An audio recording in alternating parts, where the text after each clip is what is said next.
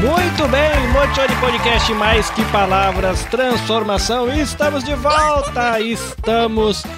volta, meu querido ouvinte, seja bem-vindo a mais um episódio do nosso podcast. Carlinhos Villaronga falando aqui de Shizuoka, debaixo de muita chuva, que tá uma coisa de doido isso aqui, tá uma coisa de doido, gente, tá uma coisa de doido. Choveu, eu imagino que vai esfriar no final de semana. Vamos lá, gente, episódio 123 pra gente falar de desenvolvimento infantil saudável na vidinha de crianças típicas e na vidinha preciosa de crianças atípicas. E hoje, para conversar com a gente tem Rosiane, ou Rosiane, a gente vai descobrir já já. E a gente tem Viviane, uma fonoaudióloga, acho uma palavra tão bonita, né? Fonoaudióloga, sonora, né? A palavra. E uma musicoterapeuta, coisa boa, eu gosto de fazer barulho. Então é bom trocar uma prosinha com uma musicoterapeuta, que inclusive lá da terra do coco, parabéns para o nosso Salvador, Bahia, estarão aqui no Japão em breve, trazendo novidades para a comunidade brasileira no Japão. Antes de continuar, seguinte, gente, se você não segue o Motiori ainda, não perde tempo, minha gente, não perde tempo, acorda! Ah, não é esse aqui, é esse aqui. Isso, acorda. YouTube Music tem lá disponível para você, é uma maneira de você assistir o podcast ou ouvir o podcast com a tela desligada, né? Você tá ali, você quer com a telinha desligada, o YouTube Music funciona sem precisar pagar o YouTube Premium, fica a dica. Spotify também tem versão em áudio e no YouTube tem a playlist podcast para você assistir. Lembrando que se você procurar no YouTube, você pode procurar por Motiori, vai cair na playlist, ou você pode ir direto para o canal Nabecast JP, que aí você tem vários outros projetos ali no canal, porque a gente faz lives em parceria e produz para clientes e uma coisa arada toda. Seguinte, tem outra coisa importante também, que se você vai gastar o seu rico dinheirinho, agora na Black Friday, tá chegando a Black Friday, gasta pelo link de associado da Amazon, do Carlinhos, tá? Então tem Amazon Japão, tem Amazon Brasil, e você comprando tem uma porcentagenzinha que a Amazon envia aqui pro canal, é onde eu compro o microfone e os cacarecos aqui para mim fazer as lives. Agradecimentos também para o nosso parceiro BRJP Seguros. Se você tá sem seguro de carro, deixa de ser doido, faz seguro. Se o seu seguro tá dando golpe e você tá ruim, não tá legal, consulta o pessoal da BRJP Seguros. Tem seguro para carro, para moto, para casa, tem seguro viagem, tem seguro animaizinhos também, para você cuidar aí dos seus bichinhos de estimação. Então conversa lá com a galera, a gente sabe que aqui no Japão questão de acidente dá uma grana maluca e é importante você estar cuidando de você mesmo e cuidando dos seus e eventualmente poder o seu seguro cobrir os gastos de um acidente de uma terceira pessoa, isso é muito importante também, tá bom? Beleza, coisa linda, e agradecimento também à galera do Amor que Transforma Tudo. Se você, papai e mamãe, em especial as mamães, precisam aí de uma rede de apoio, de amigas para tomar um café e compartilhar um pouco a carga de ser mãe neuroatípica, né, de um filhinho ou de uma filhinha neuroatípica, ou de um filhinho ou uma filhinha com algum tipo de deficiência cognitiva, motora, enfim. É uma rede de apoio, então conheça Amor que Transforma Tudo, é muito legal, tá bom? Acho que eu dei todos os recadinhos, vamos lá abrir o microfone das nossas convidadas. Olá, bem-vindas ao Japão de novo, yay! Olá, bom dia pra gente, boa noite para vocês. Eu sou Viviane, eu sou fonoaudióloga. Eu sou Rosiane Azevedo, musicoterapeuta. É um prazer, Carlinhos, estarmos aqui juntos, né, nessa conexão Brasil-Japão. E vai ser um papo muito legal. Acredito que vai ser um papo muito, muito legal entre a gente. Muito bom. A Rafa Galego tá mandando um oi aqui pra gente. Palminhas pra ela, que ela ajudou a gente a articular todo esse rolê aqui pra live. Muito bom, vai ficar aqui pra eternidade o episódio que a gente tá gravando hoje. Meninas, curiosidades aleatórias. Temperatura em Salvador agora. Viviane vai conferir, mas tá um solzão aqui atrás da gente, ó. Muito sol aqui na Bahia, aqui em Salvador. Terra da música, terra do axé, da cultura, não é, Carlinhos? Quem teve aqui recentemente foi o Saulo. Sim, nós vimos. Ficou apaixonado pelo Japão, né, pela receptividade, né, de vocês, é maravilhoso. Agora eu tenho... Dá conta aí, Deve estar uns 30 por aí, uns 32. Tá fresquinho. Não, aqui tá baixando a temperatura, a gente deve estar por volta de uns 15 graus agora. Como é que vocês se conheceram, por curiosidade, assim, 29 graus aqui. 29 graus, tá vendo? Cheguei perto. Como é que vocês se conheceram? Que uma musicoterapeuta e uma fonoaudióloga, apesar que fonoaudiólogo também trabalha com cantores, então não tá tão distante a área de atuação. Mas como é que vocês se conheceram? Foi faculdade? Foi bairro? Foi projeto conjunto? Da onde veio a parceria? A gente se encontrou numa clínica, inclusive antes de eu conhecer Rose, eu usava muito a música nas minhas sessões, aí eu falei, nossa, que legal, tem alguém que já trabalha com essa parte, porque eu falei até para ela, eu gastava minha linda voz, que os pacientes não gostam que eu cante, porque a gente sempre trouxe, né, dentro da fonoaudiologia, a música como uma ferramenta de estimulação das crianças, até porque elas se envolvem mais, e eu ficava assim, nossa, que bacana. E aí, éramos colegas de sala no consultório da clínica, que é uma clínica de trabalha com neurodesenvolvimento também, aqui em Salvador, tem uns 6 anos. Uns 6 anos. Uns 5 para 6 anos, mais ou menos. E aí a gente foi conhecendo um trabalho da outra, algumas sessões em conjunto que a gente fazia com pacientes em comum. E aí a gente conseguiu, começou a perceber que dava para nascer dali uma estratégia nessa multidisciplinaridade, né, das nossas profissões para o benefício do paciente. Então, vamos dizer que as nossas profissões, né, a fonoaudiologia com a musicoterapia nos uniu dentro de uma clínica, a primeira clínica que a gente se encontrou há 6 anos atrás. De lá para cá, a gente já está em uma nova clínica, uma rede, né, na verdade, uma rede de saúde aqui, que a gente trabalha junto ainda. E o trabalho deu continuidade, né, dessas trocas e de realmente muita troca de conhecimento, porque a fonoaudiologia tem muito a acrescentar na musicoterapia e a musicoterapia também tem muito a acrescentar na fonoaudiologia, porque um dos focos mais importantes dentro dessas duas áreas é a comunicação. A comunicação, a fala, a linguagem, a prosódia. Então, tudo isso é trabalhado dentro da musicoterapia e da fonoaudiologia. Então, a partir daí, a gente começou a criar também um projeto, né, que a gente chama hoje de Projeto Conexão Brasil. Começamos dentro das clínicas, estamos aqui em Salvador expandindo isso aí na cidade de Salvador, nas cidades do interior também, estamos sendo convidadas para trabalhar através de workshop, palestra, oficinas com pais e filhos, oficinas com terapeutas, né, trazendo essa união não só da fonoaudiologia com a musicoterapia, mas também com as outras terapias e a educação na escola e a educação familiar. Porque esse tripé precisa existir, né? Sempre existiu, mas agora ainda mais, né, Carlinhos? Ainda mais. As crianças estão nascendo com muitos estímulos e é natural, é muito comum, como você acabou de falar do seu filho, né? Comum a gente perceber traços em nossos filhos que foram trazidos desde lá, né, a concepção, desde nós, da genética, desde a alimentação. Então, tudo isso influencia hoje o nascimento de uma criança com alguns aspectos que precisam ser cuidados, independente do diagnóstico. Aquele projeto que tem a música e parece um teatro, que tem as personagens grandonas em tamanho real, faz parte do Conexão Brasil ou é um projeto paralelo? É um projeto paralelo que também está conectado ao Conexão Brasil. Tanto que a gente está levando um pouco da metodologia. Os bonecos fazem parte de uma metodologia criada dentro da sessão de musicoterapia, unindo o lúdico. Como é que você quer que eu fale já um pouco do projeto? Pode, manda ver. Daí depois a gente vai desenvolvendo, mas é interessante para conhecer o trabalho de vocês também. Sim.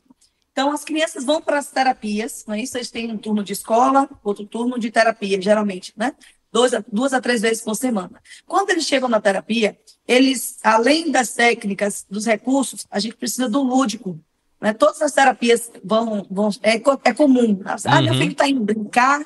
Não. É através do brincar, do brinquedo, do recurso lúdico que a gente chega aos trabalhos que a gente precisa ser alcançados em relação a desenvolver determinadas habilidades. E aí que eu comecei a levar, além dos instrumentos musicais, que são recursos utilizados na musicoterapia, Uhum. além de alguns jogos cognitivos também, comecei a levar. O primeiro personagem que eu levei para a sessão foi uma gatinha. Eu tinha ido a Miami, tinha trazido uma gatinha de pelo e lembrei de alguns pacientes que têm a questão sensorial, que não conseguem pegar em pelúcia, né, em pelos. Né? Tem aversão mesmo, não consegue.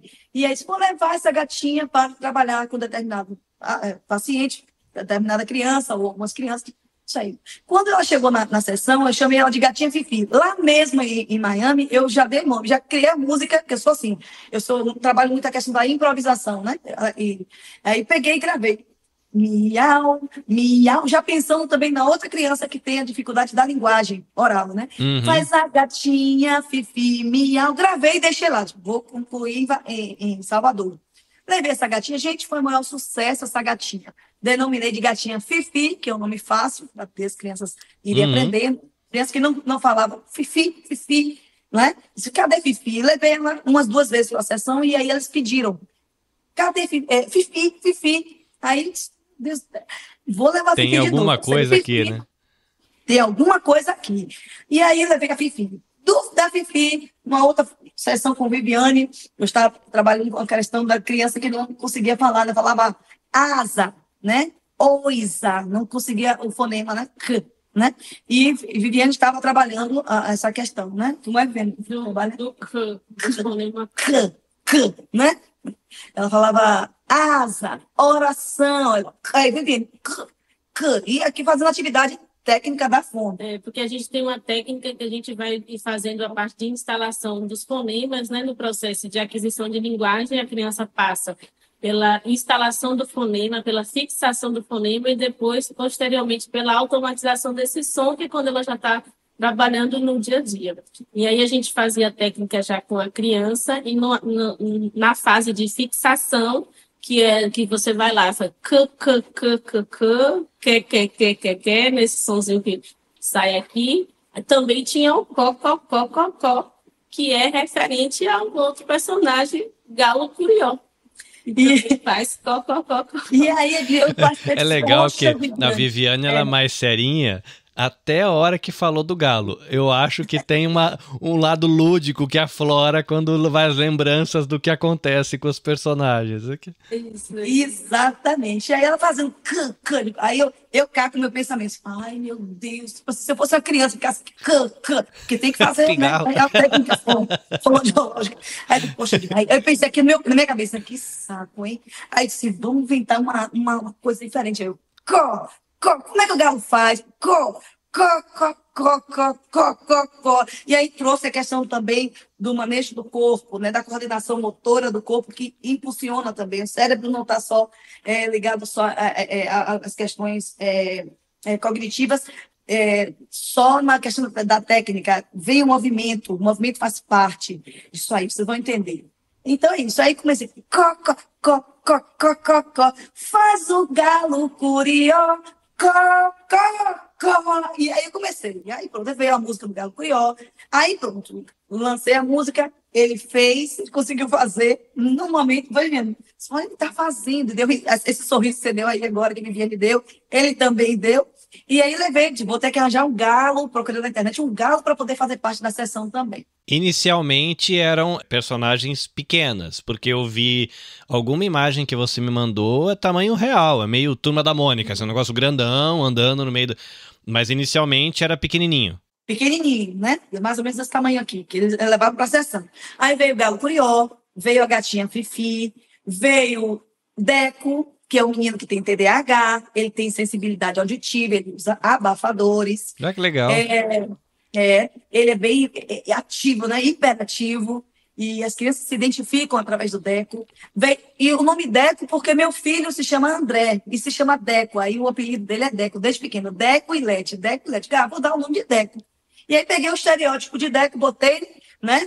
Em Deco, cabelinho castanho, né? Enfim, branco, e o fone, porque meu filho também gosta muito de música. Mas aí, vamos lá, criei o Deco, a Lete. Lete é uma menina muito tímida, tem muitas características de minha filha também, que não está dentro do autismo, embora ela não tenha um diagnóstico também, mas ela tem algumas características como seletividade alimentar severa, ela tem a questão da socialização, ela é realmente uma menina muito tímida, ela quando se afina com alguma pessoa, ela vai e se abre, mas é muito difícil ela estar em socialização. E aí veio Lete, Deco, Galo Curió, a gatinha Fifi, Bartô, que é o cachorro dela. Bartô, que é meu cachorro, é de verdade, tem 7 anos, é um bulldog alemão. Aí ele tem um personagem dele também. Tem, porque o que acontece? Os pets, né? Tanto gato como cachorro, os pets têm uma conexão muito grande com as crianças, né? De forma geral. Com os adultos, então, né? Não é à toa que o número de pets aumentou muito no mundo, né? Então, aí trouxe o Bartô também, porque o Bartô abraça, o Bartô compreende. O Bartô é um cãozinho que não fala, mas se comunica através de gestos ou da forma como ele se expressa oralmente. Isso também está conectado com algumas crianças de nível 3 que ainda não falam. Né? Então, a gente consegue entender o nosso cãozinho, a gente consegue entender o nosso gatinho e eles não falam. Ah, que legal. Essas personagens, elas foram, de certa maneira... Como é que eu posso dizer? Que palavra eu uso para dizer isso? Mas ela, assim, cada uma dessas personagens, ela incorpora algumas características de parte do público que vai estar ali para gerar... eu sou mais o cachorrinho, eu sou mais o Deco, eu sou mais o galo, eu sou mais... tem uma brincadeira aí da pessoa se enxergar também na personagem, né? Com certeza. Isso eu faço com adultos e faço com crianças também. Ontem mesmo fiz. Eu ia trazer os fantoches. Eu ia falar com os fantoches, acabei esquecendo de trazer. Mas os fantoches do personagem... Quem quer ser gatinha Fifi? Às vezes o menino quer ser gatinha Fifi e tá tudo bem. E o outro quer ser Bartô. Cada um se identificou com o seu personagem. Achei muito interessante. Que a gente trabalha a questão da psicologia da música, que também está dentro da musicoterapia. É um outro assunto, né? Mas as características de personas que eles se identificam com os personagens. E por último veio a tia Rose, que é a tia... Aí demorei, não foi, Viviane? Ela não ia colocar a tia Rosa, eu faço questão de deixar claro. Eu falei, como que a turma do Sanção, que é um projeto que é dela, né? A gente faz essa associação em paralelo com a Conexão Brasil, outros projetos que a gente tem aqui.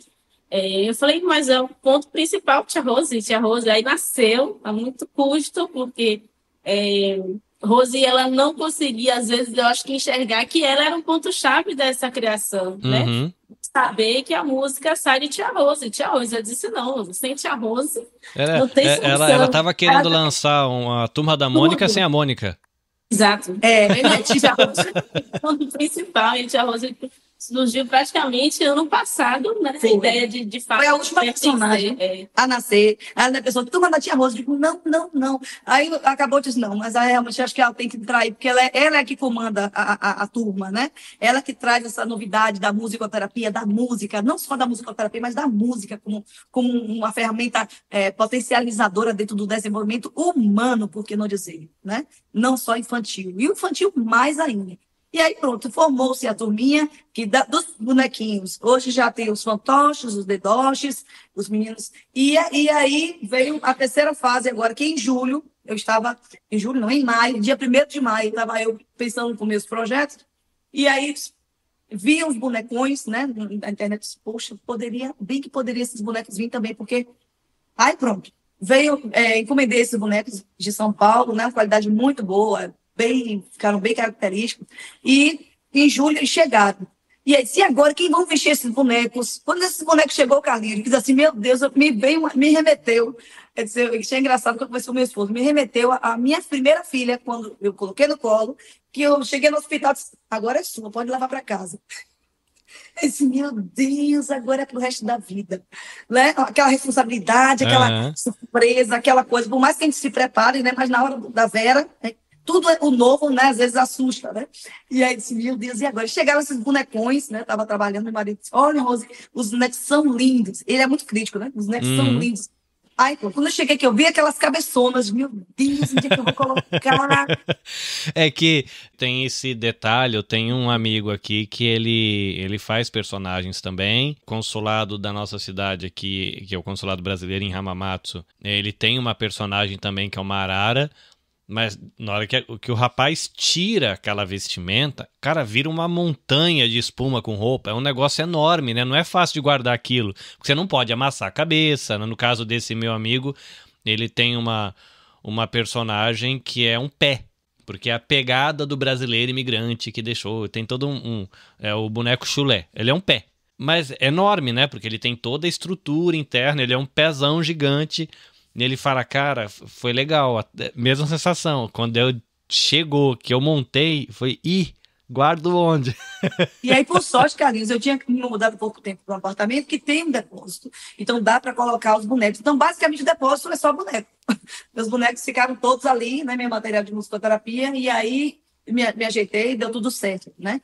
Mas, e aí, pronto. E agora, o que acontece? Essa turminha está indo estrear. Hoje à noite vai haver a pré-estreia aqui no auditório, né, de uma loja de construção enorme aqui. O pessoal está sendo convidado para uma pré-estreia, onde a gente vai apresentar o espetáculo, dura 1 hora, com toda essa turminha, trazendo a temática da higiene corporal, da frustração das emoções, da aceitação das emoções, que é uma grande questão hoje mundial, né, do ser humano, alimentação, né, saudável, o que é que a gente deve comer, o que é importante. Para isso também busquei a fonoaudiologia e a nutricionista. Meu trabalho nunca foi feito pautado só em mim. Embora as ideias venham de mim, o trabalho é sempre pautado em profissionais da área da saúde, neuropediatras, sempre indago, pergunto, fonoaudiólogo, psicólogo, enfim, toda essa turma aí, psicomotricista. A Gatinha Fifi mesmo, a música é trabalhada de forma ritmada.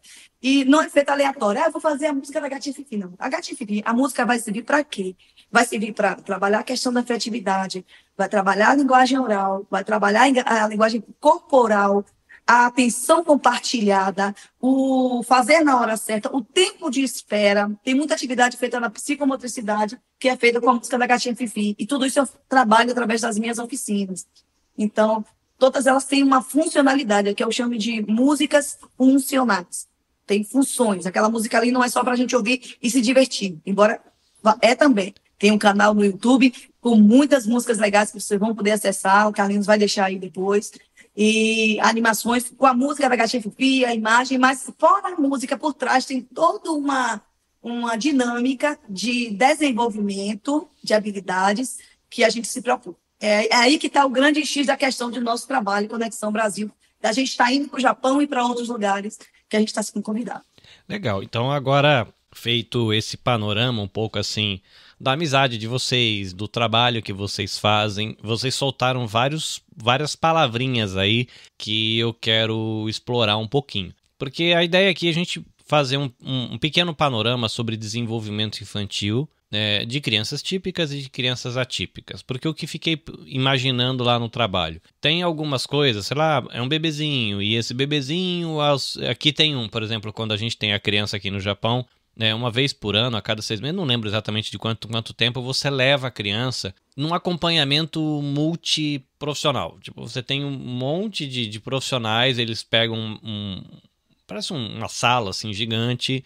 Aí tem vários profissionais e você leva o bebezinho com 6 mesinhos e você você pesa a altura, você vê o olhinho, aí leva para uma moça que ela brinca, outra moça que mostra coisinha, outra moça que... São vários profissionais, e aí vai aquele monte de mães, aí a prefeitura organiza isso, né? E você passa em todos e você tem ali um acompanhamento, eu não lembro se é anual, e tem umas reguinhas, né? Falar, com tantos anos é comum acontecer isso, com tantos anos acontecer aquilo. Aí eles vão fazendo... Marcos, né? Isso. Exato. Aí, e como vocês vão perceber de que eu não tenho o vocabulário correto, mas vocês vão interpretando aí. E aí o que eu fiquei pensando lá no trabalho é que se o meu filho fosse, por exemplo, cego, ou se ele fosse surdo, ou se ele fosse mudo, porque nem sempre o surdo é mudo, mas às vezes é surdo e mudo, ou enfim, mas aí a expectativa que eu teria do desenvolvimento é um pouquinho diferente, seria um desenvolvimento saudável, mas atípico se comparado com uma criança, por exemplo, uma criança que nasceu e vai ser cadeirante pro resto da vida, tem questões motoras que ela nunca vai apresentar, apesar de ela ter um desenvolvimento saudável dentro das características dela. Então eu queria provocar um pouquinho vocês, para apresentar um pouquinho para a gente, quando a gente fala de desenvolvimento infantil, de que áreas a gente está falando, né? Você falou um pouquinho da questão das emoções, falou da fala, vocês falaram questão emocional, espera e motora e psicomotora, blá, blá. Conta um pouquinho pra gente, né, quando você tem essa questão multidisciplinar, lembrei a palavra, que palminha, lembrei a palavra. Quando você tem o olhar multidisciplinar do desenvolvimento infantil, o que vocês, enquanto equipe multidisciplinar, estão olhando quando veio ali aquele serzinho que está se formando para trazer alegria para o mundo? O que a gente está querendo que ele desenvolva? Que áreas que normalmente, né, o que se espera é que o desenvolvimento seja saudável. Se vocês puderem dar um panorama, que eu acho legal dar esses nomes, porque vai afinando o nosso olhar até para o jeito que a gente olha os nossos próximos filhos, né? Falar, isso aqui tem nome, né? Isso é legal saber, né? Vamos lá. Você até tocou no ponto importante, porque quando a criança vem com alguma alteração de visão, nasce até com a cegueira já congênita, quando uma surdez, existem alguns testes que podem ser feitos, e aí, ou síndromes que já são detectados aqui no Brasil, a gente tem o exame do pezinho, que na rede pública acaba que é um pouco menos da quantidade de doenças que podem ser rastreadas, na rede particular já é uma gama maior, mas assim, a gente já tem uma quantidade importante, e ali meio que já prepara o pai, ao nascer, de algum prévio diagnóstico, né, em relação a alguns cuidados que podem ter. Dentro do TEA, ou alguns outros transtornos do neurodesenvolvimento, a gente não tem nada que se dê necessariamente no exame. O TDAH ele não vai sair no exame, piorou quando é criancinha, né? Então, existem alguns sinais de alerta que a gente precisa ficar atento para quando a criança não apresenta, procurar ajuda de um profissional. Logo quando eu me formei, eu recebi muita criança com 6, 7 anos, às vezes 5, porque o pediatra ele pedia para que esperasse até 5 anos, porque estava dentro da normalidade, né? Dentro da literatura, alguns fonemas são adquiridos com 5 anos, então se a criança quase não estava falando ali, podia esperar até 5 anos, que ia falar sempre com aquela história, mas o pai foi assim, que a avó disse que era desse jeito que ele já era, né? Então, assim, hoje, graças a Deus, a gente tem uma mudança desse pensamento, então a intervenção precoce, ela está cada vez sendo mais disseminada mesmo, e as mães estão mais em alerta, porque a gente fala mais do TEA, de alterações de neurodesenvolvimento, de um modo geral, em crianças menores, né? Até porque a intervenção precoce, ela faz, sim, uma diferença importante na vida de quem já entra com essa intervenção, para que a gente consiga dar a essa criança estímulos para ter o diagnóstico, ele não define, né, mas como você falou, a intervenção é importante para que a gente consiga trazer o máximo de habilidades e essa criança leve uma vida mais próxima da normalidade possível, né? Então, assim, de uma vida típica, né? Então, quando a gente diferencia típico de atípico, é o que a gente vê que são habilidades que crianças têm, de um modo geral, típico, e que outras crianças não têm. Então, a gente tem uma criança que ela não está olhando ali. Você chama, ele é bebezinho ainda, mas ela nunca olha para você no olho. Então, ela tem aquele olhar perdido, não começou o balbucio, né? Que são aquele resmunguinho que a criança já começa a fazer, depois começa a mamar, papar, e não corresponde, ou a criança às vezes até fala, mas ela não gosta de brincar com ninguém, tem uma seletividade alimentar importante, não consegue fazer interação social, ou a gente tem uma criança que tem muita resistência para sons altos, ou até sons comuns, né? Mas às vezes a mãe não consegue ligar um liquidificador em casa, um secador, porque a criança já apresenta uma hiperresposta auditiva. Então, são sinais que a gente precisa ir vendo que são mais sutis. Quando a gente já tem uma criança que já está com uns 2 anos e não falou ainda, normalmente é a hora que os pais sinalizam dessa dificuldade. Ou para fala, né, quando existe uma dificuldade dessa comunicação, ou a nível escolar, quando existe um comprometimento importante das habilidades, onde as crianças não estão conseguindo adquirir o conteúdo e, às vezes, os professores sinalizam isso, a dificuldade para os pais, e daí, então, eles procuram ajuda, né? Quando a gente tem uma família de um universo onde não existe crianças atípicas, né, neurodivergentes, adultos neurodivergentes também, esses sinais, às vezes, passam mais despercebidos, porque ninguém liga o alerta de que aquilo ali pode ser e pode achar que é o jeitinho de cada criança, mas é importante, né, que a informação chegue justamente para que você consiga entender que, opa, meu filho não está falando com 2 anos, não está falando nada, ou então começou a falar e depois parou, né? São sinais de alerta para que o pai e a mãe fiquem cientes de que ali ele precisa buscar ajuda. O diagnóstico é, às vezes, impactante, né? Eu tenho muitas mães que elas lidam com o luto do diagnóstico, principalmente com esse diagnóstico, ele é dado quando é pequenininho, e às vezes a mãe fica pensando, meu Deus, o que é que eu vou fazer da minha vida, né? Eu tenho uma amiga que ela é muito preocupada, o filho dela tem altas habilidades, mas a maior preocupação dela, quando eu morrer, o que é que vai ser dessa criança? Eu até falo, mas eu acredito que ele vai viver dentro do melhor possível, uma criança com altas habilidades, consegue fazer interação social. Eu falei, talvez ele só queira mudar de país, porque ele não tem paciência para falar em português, mas assim, fora isso, ele consegue lidar, né? O problema é que quando ele chega, uma vez ele estava até comigo numa festinha, e aí quando ele viu um monte de crianças, ele fez assim, I want to play with kids. Então, aí eu falei, you want to play nada, você quer brincar em português lá com as crianças, porque os meninos não sabem inglês, você não vai conseguir brincar, vai falar português, cara.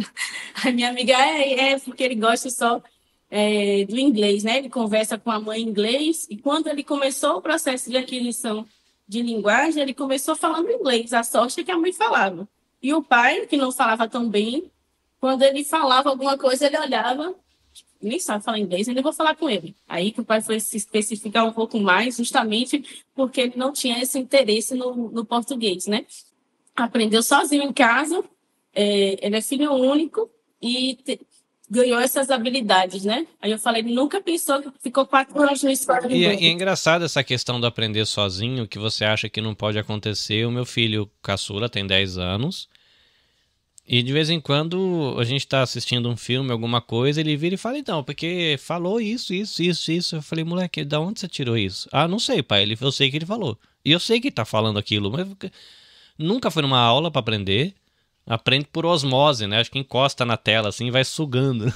Tem uma habilidade grande, né? Assim, tem outro ponto de alerta, são crianças que têm umas habilidades muito importantes, muito pequenininhas. Então, assim, uma criança que tem SIC de rumas, com 2 anos, são sinal de alerta, precisa ficar acompanhando, até porque se ela não tiver alguma outra alteração, quando ela chegar a nível escolar, que a professora tiver no AEOU e ela já sabe escrever textos, aquilo gera um desinteresse escolar. Então, mesmo com crianças com altas habilidades, não só a nível, né, pedagógico, mas ela precisa de um acompanhamento para que consiga fazer essa gestão, porque a socialização é importante. Então, uma das dificuldades também é, às vezes, a criança ter dificuldade de conversar com a outra criança porque ela não consegue estar no tema de interesse dele, né? Então, uma criança que fala de astronauta, de espaço, de meteoro, e o outro está querendo brincar de carrinho, não bate. Então, ela não tem um interesse, não socializa. Eu entendo um pouco essa realidade porque... Tanto que eu nunca me incomodei muito com o fato das pessoas dizerem que eu tava velho, porque eu sempre fui tido como velho desde moleque. Sei lá, eu tinha 13 e eu era lido como um garoto de 16, 18. Eu tinha 16 e o povo achava que eu tinha mais de 20. Nunca entendi se era por comportamento, se era por vocabulário, se era por temática, mas era uma coisa que o pessoal falava, você vai crescer e vai ficar velho. Pra mim era a coisa mais normal, porque eu já era lido e as pessoas sempre me deram mais idade do que eu tinha. E eu não sei exatamente o porquê, mas você falou de gostar de astronauta, gostar... Cara, eu era pirado com esses negócios de espaço, de arqueologia, esses papos de pirâmide, de história, de realmente, aí quando às vezes você vai trocar ideia com alguém, você tá hiper focado naquele negócio, né?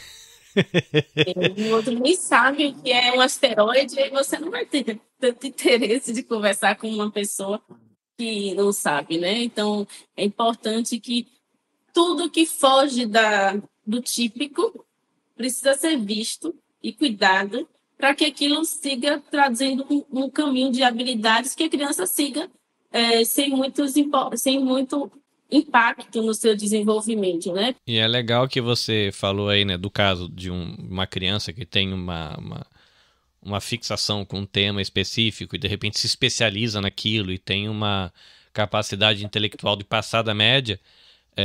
o que você está trazendo, assim, que legal, tipo, tem que dar espaço, né, porque tem que ter estímulo, porque senão ele vai chegar na escola, ele tá lendo texto sobre asteroide e as crianças aprendendo aí ao mesmo tempo de que tem a necessidade de socialização daquela idade. Então é interessante, né, que não é só uma questão de desenvolver o intelecto, ou desafiar a criança fala 3 idiomas porque aprendeu assistindo YouTube, sei lá, assistindo Nickelodeon.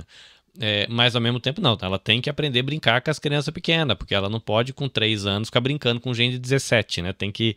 É curioso isso, né? De que tem que. Essas áreas que eu achei legal, né? De a gente propor, né, essa conversa aqui hoje.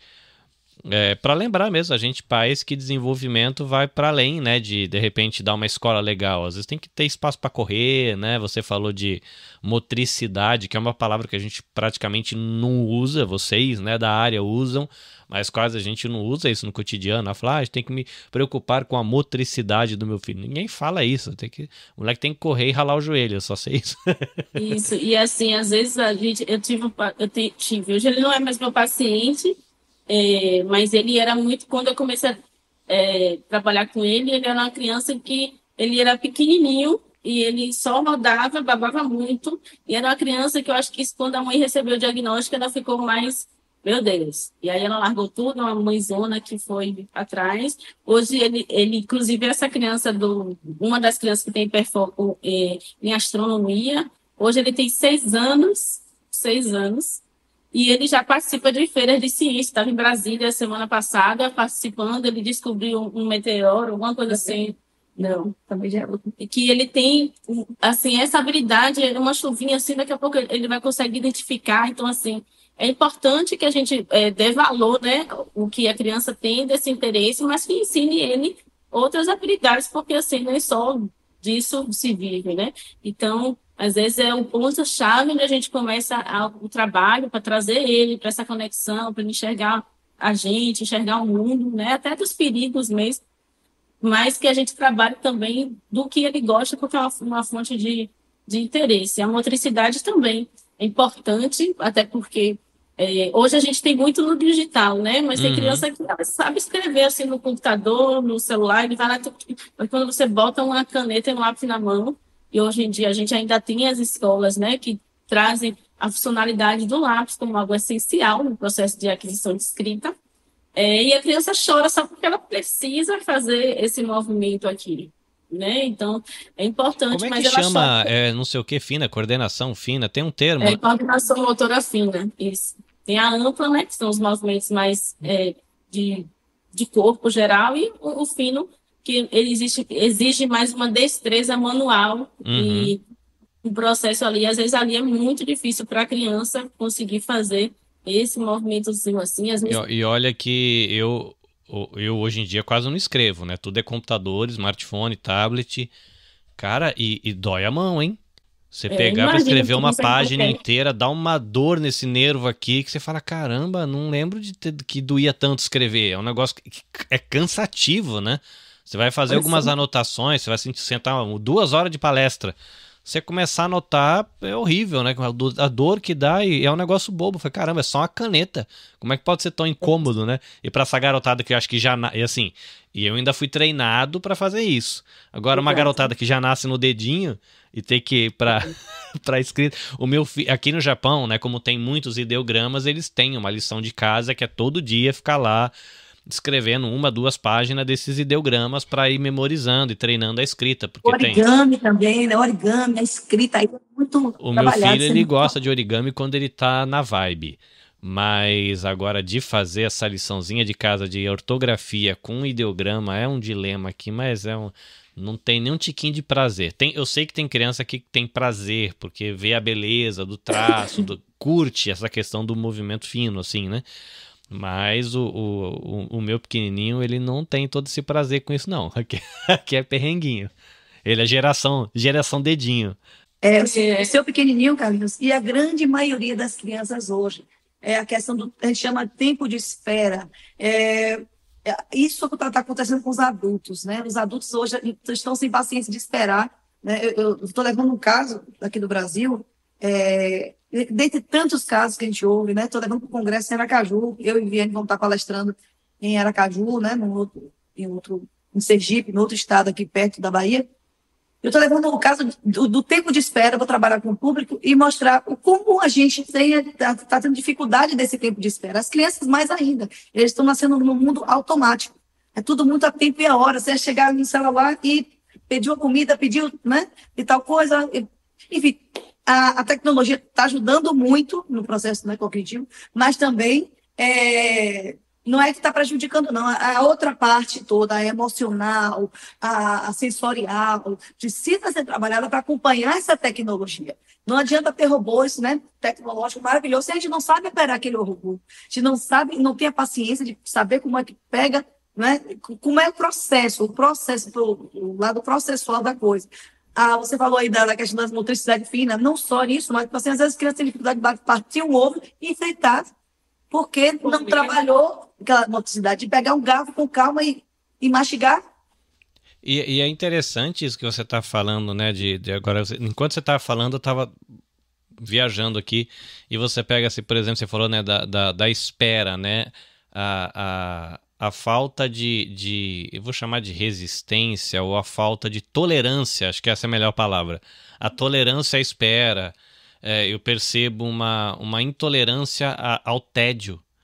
Tá bom, filha, agora chega. Ao ócio, né? Mas não tem nada para me fazer. Não tem problema, olha o teto.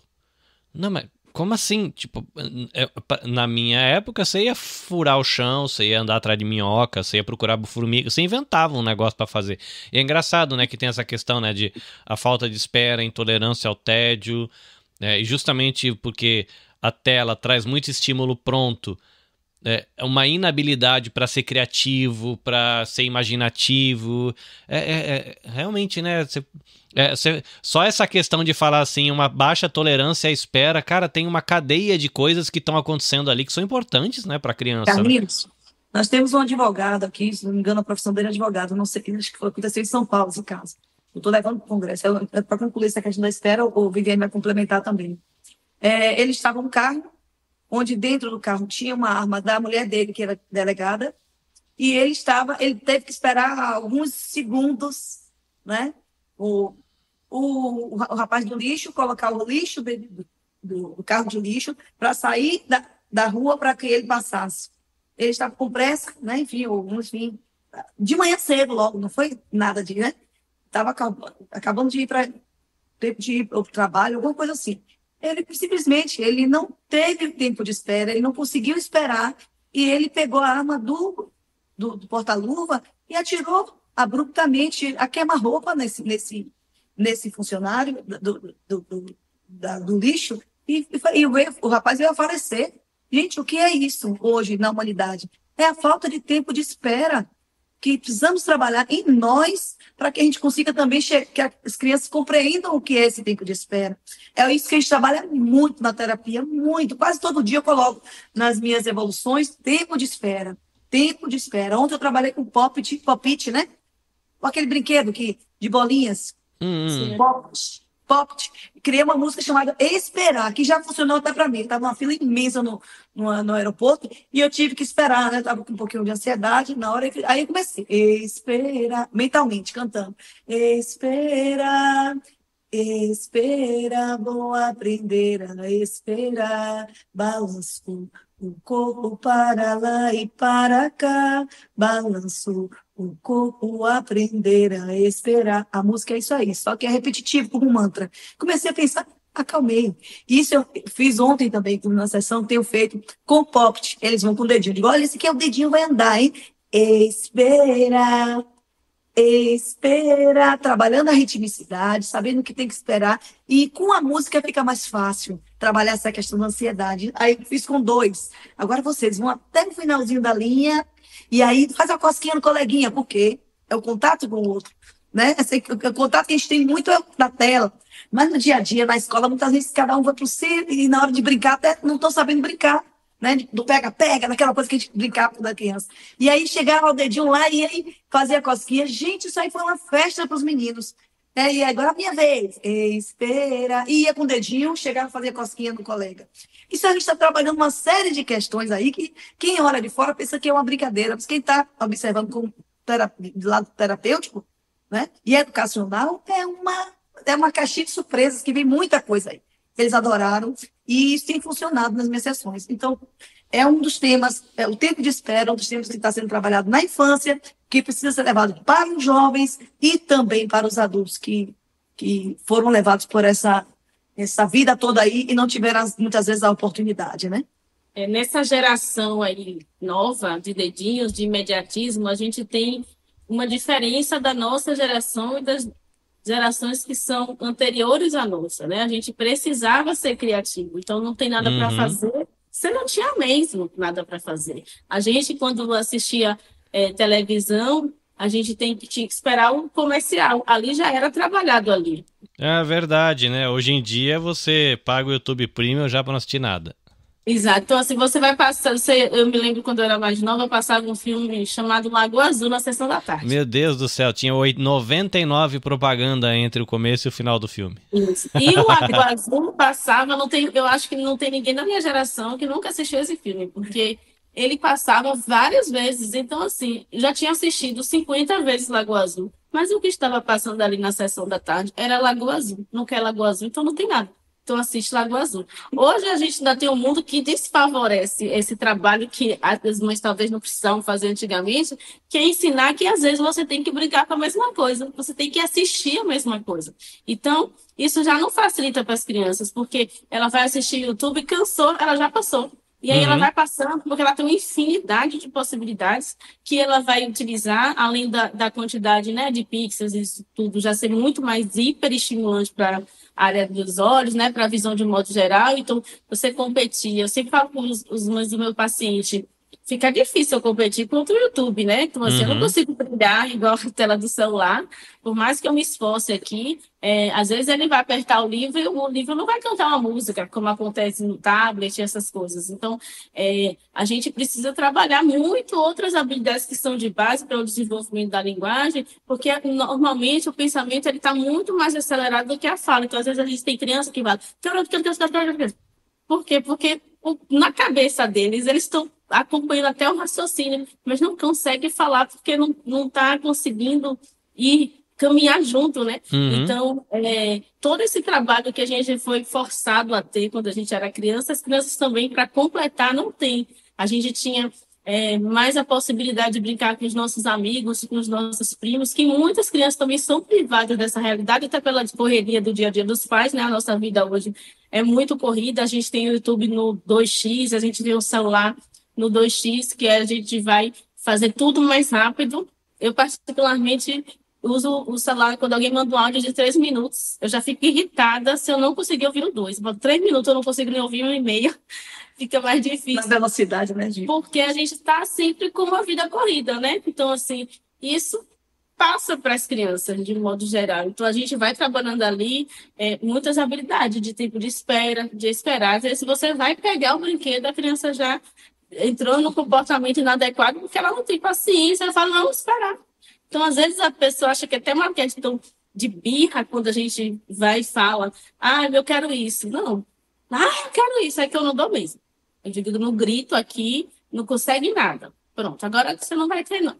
Então, assim, justamente porque não estão acostumados com a negativa, não estão acostumados com o tempo de espera.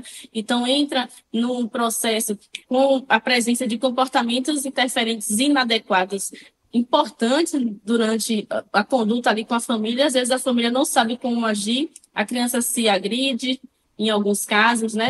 Ou agride ao próximo. E isso que reforça o comportamento dessa criança. Então, assim, se eu pedir, ela não me der, eu vou gritar, que eu vou bater, e aí ela vai me dar. Então, meio que você está ensinando a criança que é dessa forma que ela precisa ir mesmo, né? Então, isso é algo que um dos princípios do nosso projeto, como objetivos mesmo, é justamente mostrar a questão desse desenvolvimento para as mães entenderem qual é o processo, qual é que é o pensamento das crianças em relação a isso, como que a gente consegue inverter ou trabalhar dentro dessas possibilidades. Não é uma tarefa fácil, principalmente se essa criança já escalona comportamento ao nível de uma agressividade maior, de alta agressão, que às vezes a criança bate a cabeça mesmo, enfim, um comportamento que chega a ser difícil, né? Essa questão de bater a cabeça, eu tive contato. Poxa vida, eu não lembro se foi com um terapeuta, com uma família, que falando dessa questão de escalonar essa autoagressão para conseguir as coisas, né? Era um menino que ele tinha muita sensibilidade na pele e ele se incomodava com a água do chuveiro. E dar banho no garoto era um problema. Se eu não me engano, ele tinha alguma deficiência, já era um garoto grande, não era um bebezinho, né? E um dia, de tanto ele se bater, ele bateu a cabeça e sangrou. E aí a família não deu banho, porque, poxa vida, já... Aí ele entendeu que se ele machucasse a cabeça e sangrasse, ele não tomava banho.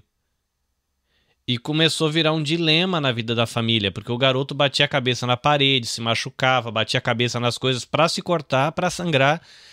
A família, quando levou ele para tentar a terapia cognitivo-comportamental para tratar disso, ele praticamente estava amarrado com capacete, porque ele tentava bater a cabeça o dia inteiro, porque ele sabia que se ele se machucasse não teria banho.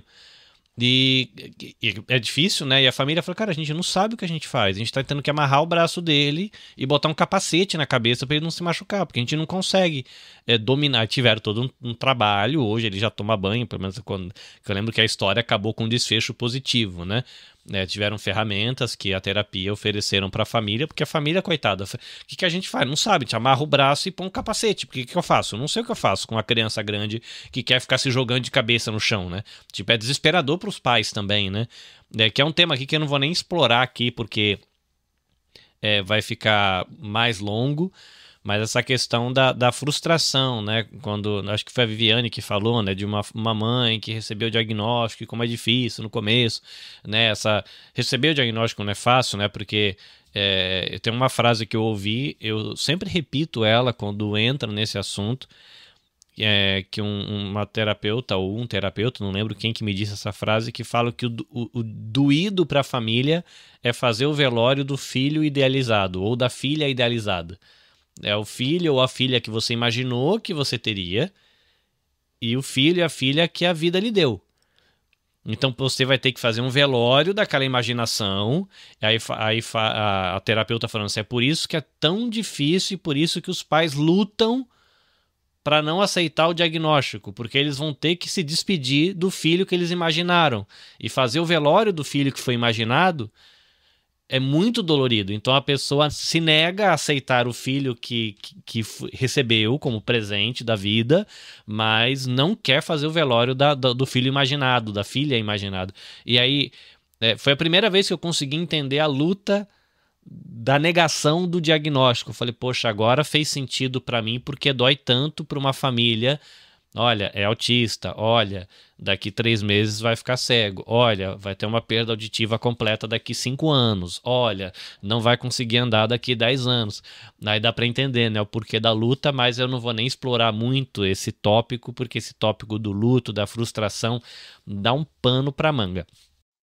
Sim, mas tão importante quanto isso, só te complementando, é justamente buscar o tratamento dentro desse luto, né?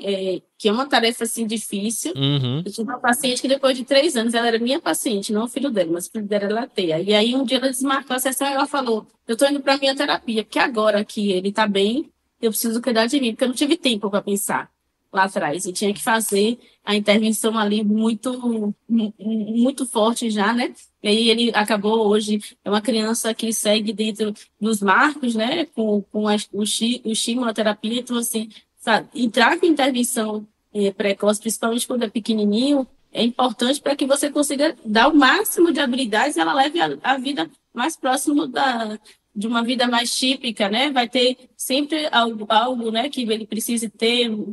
Às vezes chega num restaurante, ele não consegue. Eu, particularmente, por uma feira de arroz também, eu tenho seletividade alimentar. Então, assim, tive uma mãe que me acolheu, mas eu tenho ainda muitas restrições. Então, assim, a sorte que as pessoas que convivem comigo, hoje mesmo eu vim tomar café aqui com o Rose antes de... Eu sei todo mundo que você bebe, mas você bebe o quê? Não, isso, não, mas eu não bebo isso. Mas isso, porque existe alguma outra limitação, mas dentro do que eu consigo fazer, né? Eu venho ampliando meu repertório alimentar, que já está muito mais fácil. Que é um dos temas que a gente está levando para o Japão também. Ah, que legal. Comunicação, alimentação e música. Exato. Mas é justamente isso, trazer com que a gente consiga vencer as dificuldades que a gente tem dentro de diagnósticos, para que a gente leve a vida ao mais prático. Então, eu consegui ir para um restaurante, mas eu preciso não ter vergonha de pedir para um chefe fazer uma modificação de algum alimento que eu ainda não dou conta, né? Então, assim, não posso ter vergonha disso, porque senão eu deixo de socializar. Eu deixo de ir a algum lugar porque tem um tipo de comida que eu não gosto, não, tá? Eu posso adaptar, Não só referente a essa parte alimentar, mas em relação às outras questões de comportamento, de ruído, né? Tem um abafador que o bonequinho Deco usa justamente para mostrar, não, tudo bem usar, todo mundo usa óculos, está tudo certo, mas o abafador, o aparelho auditivo... Eu tenho um sobrinho que ele tem sensibilidade a sons. E o meu filho também tem, né, a questão de iluminação, né, vai numa loja que tem muita gente falando, muita luz, muito estímulo, muita coisa piscando, chega uma hora que ele fala, pai, eu não aguento, aí eu tenho que colocar um foninho de ouvido com um negócio de ruído para ele dar uma respirada, aí ele vai, eu mesmo quando eu vou nos museus aqui, que tem muito estímulo visual, painel de LED, não sei o que, tem lugar que eu entro, assim, que é meia luz e muito LED, não sei o que, eu falo pra minha esposa, eu falei, eu tenho que sair, tô bugando. E eu não percebia isso, né? Agora, acompanhando um pequenininho em desenvolvimento que talvez tenha neurodivergência, eu tô aprendendo o quanto eu possivelmente sou neurodivergente. Porque quanto mais eu estudo para tentar ajudar ele, eu falo, mas isso aqui sou eu. Isso aí quem tem sou eu. Ah, agora eu sei o que você sente, porque agora prestando atenção, quem sente assim sou eu. Aí a mãe fala assim, mas eu não entendo por que ele faz isso. Eu falei, cara, eu fazia igualzinho. Eu sei o que ele tá sentindo, né? Essa questão da textura. Meu, até hoje, tipo, tem texturas, né? Tipo, sei lá, lavar a louça e a panela tá engordurada. Arrepia só de pensar, ó. Não. Né, cheiros, né? A minha esposa fala assim, o que foi? Eu falei, esse cheiro. Ela falou, que cheiro, mano? Não tem cheiro de nada. Eu falei, sente isso aqui, ó. Ela fala, que foi? Que cheiro? E assim... E meu filho fala, pai, tá cheirando... E é engraçado, que assim, eu me conheci muito mais prestando atenção em detalhezinhos do desenvolvimento dele, tem sido uma aventura. Em alguns momentos você fala, ai meu Deus, o que eu faço agora? Mas por outro lado tem o seu divertido.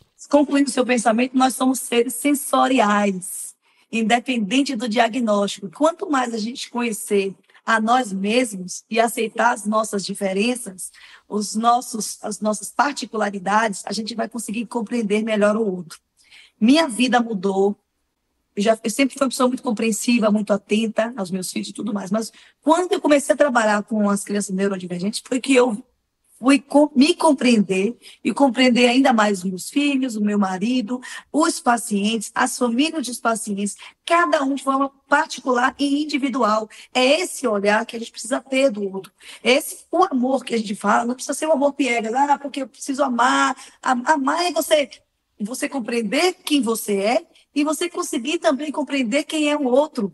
Né? Quando a gente conseguir essa mágica, né? que é algo possível, o mundo vai ser outro, Carlinhos. Então, a gente vai entender, quando eu comecei a trabalhar com as crianças, eu disse, meu Deus, eu também tenho isso. Quando eu era criança, até os 12 anos de idade, eu não falava muito com as pessoas, não. Eu era antissocial, muito voltada para o intelecto, para televisão, para os filmes, para a minha vitrola. Me desse um brinquedo, eu achava legal, mas quando me dava uma vitrola e um disco, eu não saía dali enquanto eu não aprendia aquela música, aquele disco todo. E para mim era um prazer maravilhoso. E eu só comecei a desenvolver mais as habilidades sociais depois que eu comecei a trabalhar com teatro, né? Nas escolas, na igreja católica, na época. Então, eu comecei a fazer um pouco de teatro, um pouco disso, um pouco daquilo. Fui experimentando, como Viviane trabalha também. Viviane tem um projeto chamado Aceita uma Mordida, que está também no Instagram. Eu não como, você já aceitou cheirar, pegar aos pouquinhos. E tem coisas que você realmente não vai dar reggae, como diz o outro pessoal aqui da Bahia, né? Não vai dar reggae. E eu compreendi mais meus filhos em relação a isso também. Minha filha tem muita questão sensorial, de alimentação. Então, tudo bem. Quais são os caminhos que você pode ter uma alimentação mais saudável dentro do repertório de alimentos que você tem e quais que você ainda pode ousar tentar experimentar. Disso aí é uma infinidade. Como você falou, fui num lugar, me senti, teve determinado momento que já deu. Então já deu, tô tudo bem. Ó, gente, estou indo. Meu limite é esse aqui. A gente já saber até onde vai o nosso limite. Isso não quer dizer que vai ser limitado. E dentro desse limite, aos pouquinhos, a gente se desafiando. É isso que a gente faz com as crianças também. Ah, porque a criança vem com isso aqui, e eu vou trabalhar isso aqui, mas ver até onde ela consegue ir buscando novos caminhos para que ela não venha a se frustrar, não venha a ter maiores problemas no futuro, principalmente na fase de puberdade, da adolescência, que é onde eclode as emoções, eclode o corpo, os hormônios. E se ele conseguir trabalhar isso na infância, ele vai ter, com certeza, uma adolescência mais saudável e uma adultez mais saudável também. E uma vida melhor, né? Uma vida mais saudável no sentido geral, como você falou aí, né? A saúde muito saudável. Uhum. Você falando da questão dos limites, né? Eu tenho um casal que eu conheci alguns anos atrás e abriu o meu olhar assim para essa questão da diversidade humana, inclusive dentro da questão das deficiências, né? Das neurotipicidades. Ele é um casal muito querido, que eles têm um filho que nasceu com pré-maturidade extrema. E eu já contei algumas vezes aqui no podcast da experiência deles, e por conta da pré-maturidade extrema teve má formação dos pulmões, questão com os rins, ele teve descolamento de córnea, tem problema cognitivo, problema motor. Hoje é um meninão lindo de 15 anos, mas não é quase cego, praticamente surdo, né, não fala, tem uma série de limites cognitivos, limites motores. E aí eu tava conversando com um pai uma vez, ele falou assim, cara, o meu filho não me vê direito, ele não me ouve direito, a gente nunca vai conseguir conversar, ele não entende praticamente nada do que eu falo, mas eu não aceito que ele seja menos do que ele pode ser. Carlinhos, e olha o quanto esse pai está evoluindo também, espiritualmente, né? Mentalmente, ele está mostrando a superação do pai. O filho está ali, mas o pai não está sendo uma pessoa passiva. Ele está crescendo junto com a dificuldade dele. Muito, muito bonito isso. Maravilhoso. Ó, aqui dá para ver que a prosa vai longe. Ainda são 3 baianos numa tela só, né? Vai muito longe essa conversa. Vocês estão vindo para o Japão. Para o pessoal que está aqui na live, infelizmente eu não entendi o que aconteceu, mas travou a live do Instagram, eu reiniciei, tem uma galera aqui ainda, tá aqui no YouTube Music, vai ficar no YouTube, vai para o Spotify depois de editado e vai ficar tudo bem. Mas vocês estão vindo para o Japão, estão vindo quando, estão vindo para onde e para fazer o quê? Vamos estar no dia 22 de novembro, na cidade de Anjo, no Anjo Civic Hall. É um evento aberto, gratuito, que é para pais, o pessoal da área de educação, terapeutas, que trabalham com crianças neurodivergentes, né? Vamos falar sobre os pais, desenvolvimento típico, para que vocês conheçam, né, o que é o processo de desenvolvimento típico e reconheçam sinais de alerta. Né? Vamos falar sobre estratégias referentes à parte de musicoterapia, de seletividade alimentar, que é a parte de terapia alimentar, sobre comunicação. Rose vai falar do Song-san, a metodologia dela e as músicas funcionais. E vamos também estar na cidade de... Como é o nome da cidade? Toyohashi? Tá de aqui do lado. Eu tô a 40 minutos de Toyohashi. A gente vai estar em Tóquio. A gente vai para Tóquio primeiro, né? Vai passar um pouco pelo Japão, conhecer. Viviane não conhece, então vai passar alguns dias conhecendo o Japão, né? Em Tóquio, algumas cidades vizinhas. E depois a gente vai para Anjo, onde fica, né? Na província de Aichi. Isso, Toyohashi também é Aichi, só que Toyohashi quase na divisa com Shizuoka. Toyohashi é a última cidade da província de Aichi, da minha região, e eu tô na primeira cidade da província de Shizuoka. Eu tô coladinho com Toyohashi. É isso. Então, assim, a gente vai para Anjo, né? Vai ficar lá com Rafaela e lá na prefeitura de Anjo, né? Nesse prédio, né? No Anjo Civic Hall, onde vai ser esse trabalho com os pais, terapeutas, professores. Eles provavelmente ela deve ter alugado um kaikan, que são teatros, né? Como se fosse um teatro e uma sala para você fazer reuniões ou apresentações. Exatamente. Estaremos numa sala lá E também neste dia, à tarde, nós estaremos em Toyohashi, na clínica de Tsunago. No Mas Tsunago, ela ok. vai fechar. Inclusive o Tsunago tem em Toyohashi acho que 2 unidades e abriram recentemente. Esse ano abriu uma unidade aqui na minha cidade.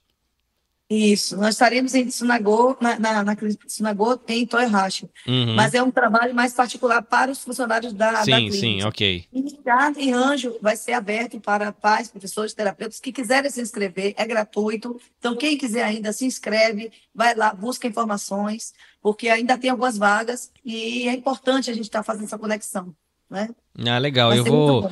A Rafaela ela passou para mim o card, eu vou divulgar também durante as próximas semanas para ajudar.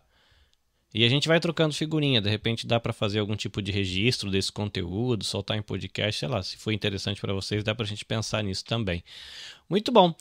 Quem quer encontrar vocês nas internets, mt.roseane, com 2 N's, Azevedo. mt.roseane Azevedo, meu profissional. E tem o Songsom, escreve com O mesmo, songsom.oficial, que é o Instagram e o canal do YouTube, das músicas funcionais e animações para desenvolvimento infantil. O meu é Fono Viviane Mateó, que é o meu pessoal, o profissional. E eu tenho um projeto de iniciação ainda, que é de seletividade alimentar, que é Aceita uma Mordida também no Instagram. Ah, muito bom, legal, gente. Ó, depois que o episódio for ao ar, editado, bonitinho, lá no Spotify e tudo, dá uma olhada na descrição, que aí vai estar tudo ali relacionado para vocês encontrarem, que é uma boa, tá? Para encerrar, obrigado, Rosiane, obrigado, Viviane. Espero que vocês façam uma viagem tranquila. Quando chegar aqui, comam bastante, tá esfriando, vai estar bom. Tem um monte de comidinha boa, que aqui tem muito essa questão sazonal. Como eu tô muito tempo longe de Salvador, não sei como que é o mundo aí nesse universo de comidas, mas aqui é tudo muito sazonal. Tem coisa que só tem no outono, coisa que só tem no inverno. Então vai ter bastante coisinhas gostosas e quentinhas para vocês comerem e desfrutarem numa comidinha boa aqui no Japão. Lembrando, gente, @AnabeCastJP, do Instagram da produtora Anabecast, que é a minha produtora que produz o Mochiori, né, que é esse podcast que a gente está gravando. No YouTube, o canal NabeCastJP Mochiori. Você encontra no Spotify, YouTube Music e YouTube. Só jogar lá, Mochiori, que quer dizer, inclusive para as meninas, por curiosidade, quer dizer junta pratos. Que é essa ideia de que quando a gente está fazendo aqui esse momento de compartilhar, ainda que virtual, assim como um junta-pratos, eu trago um pouquinho de mim, né? E se você pensar que comida a gente compra dinheiro e dinheiro a gente consegue com o tempo da nossa vida, então comida é um pedacinho da gente. Então a gente coloca essa comida na mesa e compartilha um pouquinho do que a gente é, das nossas vivências, dos nossos saberes com o outro. E aí o outro traz, né? No caso vocês estão trazendo os saberes, os viveres, né? As vivências de vocês. E quando a gente divide isso, a gente multiplica, porque agora eu volto para casa com um pouquinho da vivência e do conhecimento de vocês, e vocês vão aí continuar o dia em Salvador com um pouquinho da minha vivência, da minha experiência de vida. Então a gente divide, enquanto divide a gente multiplica, e isso é Mochiori. Por isso que eu digo que Mochiori é mais que palavras, é transformação. A gente não está aqui pensando só no blá blá blá, mas em transformar as vidas, não só da gente que está aqui, mas do ouvinte que está com a gente, seja ao vivo aqui no Instagram, no Facebook, no YouTube, ou mesmo a galera que vai acompanhar depois nas plataformas de podcast.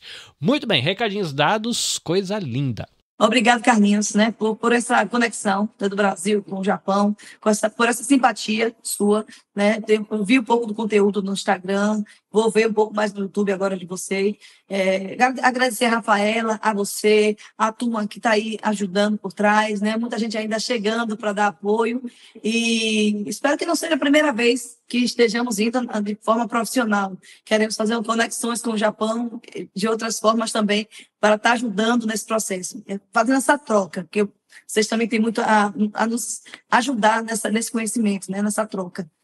É isso, de mim, agradecer imensamente por esse espaço e dizer que é muito importante você estar aí trazendo essa conexão com o mundo, né, através do seu canal. A Rafaela tá aqui mandando abraço pra gente aqui, ó. Rafaela tem nos ajudado bastante. Muito obrigada, Rafa. Ela está sendo fundamental assim nessa conexão, para que a gente consiga fazer essa ponte. Quem quiser fazer as inscrições, eu não sei se a Rafaela te mandou o link também, é importante para participar, que a gente consiga fazer pelo número, né, dos inscritos e tudo, a gente tem essa questão. Agradeço pelo espaço e pela visibilidade, né, também, né? Espero nos conhecer, se você conseguir o nosso encontro lá. Sim, eu vou conversar aqui com a minha esposa para a gente se organizar, até porque a temática é interessante para a gente. Maravilha. Né? Esse espaço eu acho que é legal, né? E aqui eu tenho, né? Eu conheço bastante gente que tem filhos neurodivergentes, tal. Então, uma temática que sempre passa por aqui, né? Aqui nesse podcast, o mote, né? Essa questão do bem-estar, né? Do desenvolvimento pessoal e bem-estar. Então, todo mês eu falo com psicólogos, eventualmente nutricionista, agora, né, vocês, fonoaudióloga, são sempre profissionais da saúde pensando assim no bem-estar, ou profissionais da educação, né, um pouco a temática, até as corzinhas lembra um pouquinho um consultório aqui, né, o branquinho, o verdinho claro, é meio proposital para ser esse lugar de acolhimento e conversa sobre bem-estar e saúde mental. Então, quando vocês voltarem num outro momento, né, vocês podem sinalizar, falar que a gente está voltando para o Japão de novo, e a gente marca mais uma prosa, estica aí um tópico, ou mesmo quando vocês estiverem, sei lá, daqui a um tempo, falou, olha, Carlinhos, surgiu a ideia da gente falar sobre X assunto, tem interesse? A gente marca e estica uma prosa aí, né? Fonoaudiologia e musicoterapia são temas novos aqui na minha rede de conexão, então acho que é legal a gente manter um contato e, de maneira cíclica, trazendo um pouquinho desses temas para cá, com mais calma, né? Hoje a gente falou sobre um monte de coisa, mas aí a gente pode explorar só um tópico mais direcionado, né? E aí fica bem tranquilo para o ouvinte. Inclusive, você, querido ouvinte, que está no Instagram, você que está no Facebook e no YouTube, obrigado pela sua companhia. Para você que está acompanhando agora já gravado, editado e disponível nas plataformas de podcast, que legal que você está por aqui. Lembrando a você de que o nosso parceiro, a BRJP Seguros, tem seguros de carro, de moto, de casa, de viagem, de os seus animaizinhos, né, gatinhos, cachorrinhos que precisam às vezes de um cuidado, uma cirurgia, alguma coisa, entra lá na BRJP Seguros, procura para você saber e ter ali o apoio dos profissionais que podem te indicar ali um tipo de seguro que pode ser bom para você e para sua família. Agradecimentos também para o Amor que Transforma Tudo, que é essa rede de mamães, muitas delas com filhos atípicos e que se apoiam, se ajudam. Isso é muito importante, porque às vezes o peso do cotidiano acaba sendo muito cansativo e ter alguém para você compartilhar e chorar as pitangas também vai fazer muito bem. Se você vai gastar na Black Friday, não se esqueça, você vai na bio do Instagram ou do TikTok e você encontra ali o link, você pode fazer suas compras pelos links da Amazon Brasil ou Amazon Japão, e a Amazon vai tirar umas moedinhas ali da sua compra, você não vai pagar nada por isso, a Amazon tira do próprio custo deles. E a gente pode investir aqui no podcast para ele crescer devagarinho. Meninas, obrigado pelo tempo. A gente acabou estourando um pouquinho do combinado. Espero que vocês tenham se divertido e que ainda assim consiga ter um dia produtivo e tranquilo aí em Salvador, Bahia. Muito obrigado, Carlinhos. Beijo grande. Obrigada. Tchau, gente. Tchau, gente. Até a próxima. Sayonara.